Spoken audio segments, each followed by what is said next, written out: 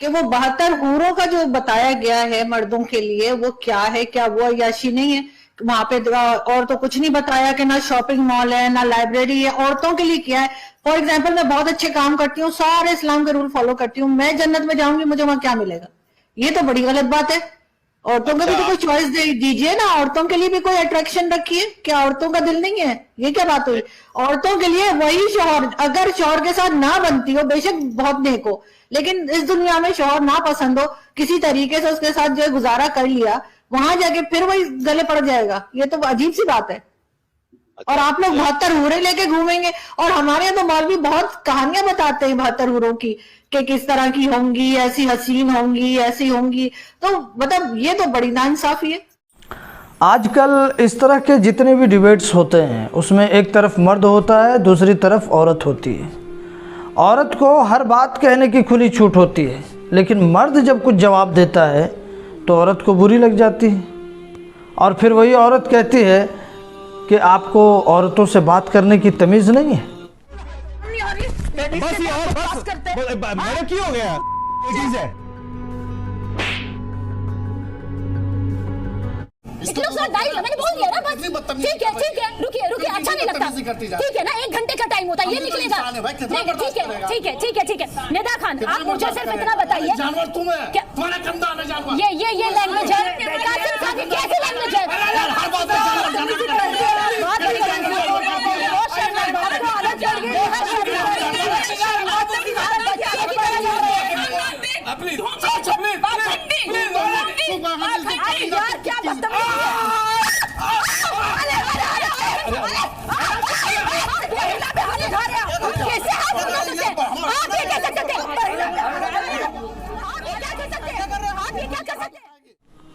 اس لیے میری رائے یہی ہے کہ مرد حضرات عورت کے ڈیبیٹ میں نہ جائیں، کیونکہ عورت اور مرد کا مقابلہ ہے ہی نہیں۔ اللہ تعالیٰ نے عورت کو مرد کی پسلی سے پیدا کیا ہے، اور عورت فطرتاً کمزور پیدا ہوئی ہے، اور یہ بات میں ثابت کر سکتا ہوں۔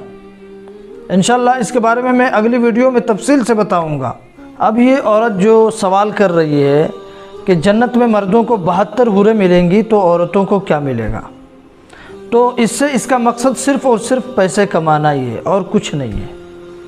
چلیے اب دنیا کی بات پہلے کر لیتے ہیں، جنت کی بات بعد میں کریں گے۔ دنیا میں ایک مرد کو 4 شادیاں کرنے کی اجازت ہے، اور میں اپنی بات کہہ رہا ہوں، میں کھل کے کہہ رہا ہوں کہ اگر میری اوقات ہوتی تو میں 4 شادیاں ضرور کرتا۔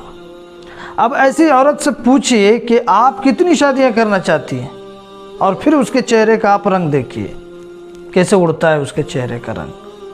اگر یہ فیمس ہونے کے لیے ہاں کہہ بھی دے کہ ہاں میں بھی 4 شادیاں کرنا چاہتی ہوں، تو پھر آپ اس کو یاد دلائیے کہ جس طرح ایک مرد کو 4 بیویوں کو کھلانے، پہنانے اور دیگر ذمہ داری ہوتی ہے، اسی طرح ایک عورت کو بھی کرنا پڑے گا۔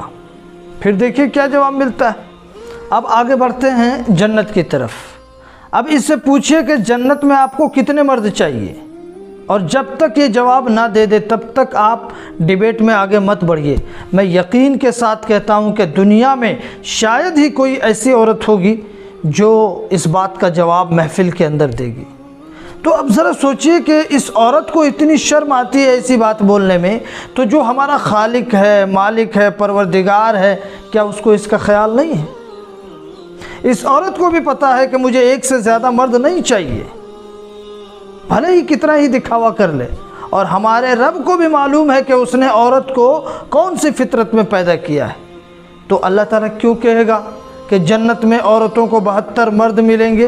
خدا نہ خواستہ اگر قرآن پاک میں یہ بات لکھی ہوئی ہوتی کہ جنت میں عورتوں کو 72 مرد ملیں گے، تو پھر یہی جاہل، یہی منافقین سوال کرتے کہ قرآن پاک میں عورتوں کی عزت اور حرمت کا خیال نہیں کیا گیا ہے، قرآن پاک میں عورتوں کو بے حیا اور بدکار بتایا گیا ہے، اور کیسی کیسی باتیں لکھی گئی ہیں قرآن پاک میں عورتوں کے بارے میں، یہی جاہل الزام لگاتے۔